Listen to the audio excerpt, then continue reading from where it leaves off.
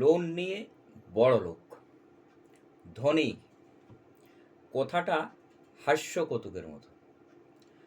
যদি বলি টাকা বা সম্পত্তি থাকলেই তো বড়লোক, যেটা ঋণ করে থাকি আর উপার্জন করে থাকি, কথাটা কতটা সঠিক? এই শিক্ষামূলক আলোচনায় আমি বাদল বিডি লার্নিংয়ে আপনাদের স্বাগত। চ্যানেলটা যদি সাবস্ক্রাইব না করে থাকেন এবং যারা নতুন দেখছেন অবশ্যই করবেন, এবং ভিডিও ভালো লাগলে লাইক দিতে ভুলবেন না। জমি, বাড়ি, ফ্ল্যাট থেকে শুরু করে গাড়ি কিংবা বিভিন্ন ধরনের ইলেকট্রনিক্স সামগ্রী এখন হাতের মুঠোয়। আর এসব পেতে মধ্যবিত্তের ভরসা একমাত্র ব্যাংক লোন। ঋণ নেওয়ার সাথে সাথেই শুরু হয় ইএমআই এর চাপ। শুধু তাই নয়, অনেক সময় লোন পরিশোধ করতে জমানো টাকাতেও হাত পড়ে। তাই সব সময় ঋণ থেকে দূরে থাকার পরামর্শ দিয়ে থাকেন বিশেষজ্ঞরা। লোন নেওয়া মোটেই খারাপ নয়, এর থেকে অর্থ উপার্জন করা যেতে পারে, কিন্তু সেক্ষেত্রে সঠিক জায়গায় বিনিয়োগ, ইনভেস্টমেন্ট করতে হবে।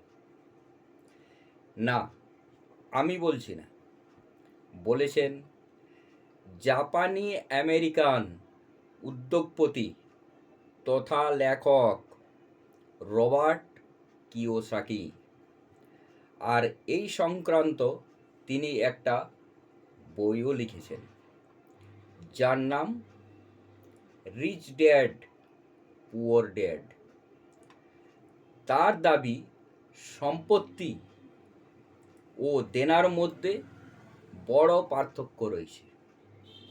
যিনি এই পার্থক্য বুঝতে পারবেন, তার পক্ষে উপার্জন করা কিছুটা সহজ হবে। কিন্তু অধিকাংশ ব্যক্তি লোন করে কি করেন? কেউ গাড়ি, শখের জিনিস বা অন্যান্য খাতায় খরচা করে ফেলেন।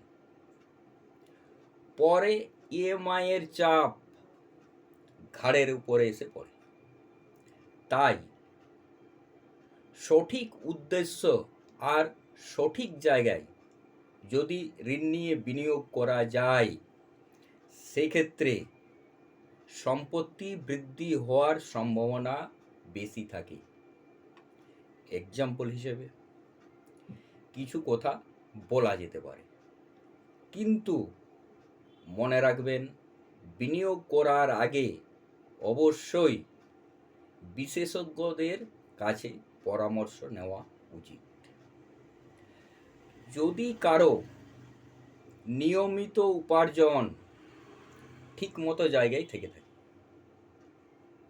তাতে চাকুরি, ব্যবসা বা অন্যান্য কিছু হতে পারে, এবং বসবাস করার জন্য নিজের বাড়ি বা ফ্ল্যাট থেকে থাকে, সেক্ষেত্রে লোন করে অন্যত্র একটা বাড়ি বা ফ্ল্যাট কেনার চিন্তা ভাবনা করা যেতে পারে, এবং ভাড়া বসিয়ে লোনের ইএমআই পরিশোধ করার ভাবনা চিন্তা করা যেতে পারে।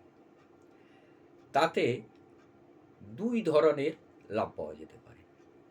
এক, ঋণ পরিশোধ হয়ে যাওয়ার পর একটা রেকারিং ইনকামে পরিণত হবে, এবং সেই আয় থেকে বিনিয়োগ বা অন্যান্য কিছু খরচার সমাধান হতে পারে। দুই, সম্পত্তির দাম দিন প্রতিদিন বৃদ্ধি হওয়ার কারণে লোন পরিশোধ হবার পর সেই সম্পত্তি বিক্রি করে কোনো কিছুতে রিইনভেস্টমেন্ট করা যেতে পারে। এটা কমার্শিয়াল দোকানঘর, বিয়ে বাড়ি, বাগান বাড়ি ইত্যাদির ক্ষেত্রেও প্রযোজ্য হতে পারে। এছাড়া লোন নিয়ে কমার্শিয়াল গাড়ি ক্রয় করে সেই গাড়ি ভাড়া খাটানো যেতে পারে। এতেও রেকারিং ইনকামের সাথে সাথে লোন পরিশোধ করাও যেতে পারে ইত্যাদি। শেষে বলবো, যদি ঋণকে ভাগ করা যায় তাহলে দাঁড়াবে ভালো ঋণ এবং খারাপ ঋণ। আর এই খারাপ ঋণ মনে রাখবেন খরচা বাড়িয়ে দেয়, বলেছেন রবার্ট কিওসাকি। নমস্কার, সুস্থ থাকুন, ভালো থাকুন, দেখতে থাকুন বিডি লার্নিং।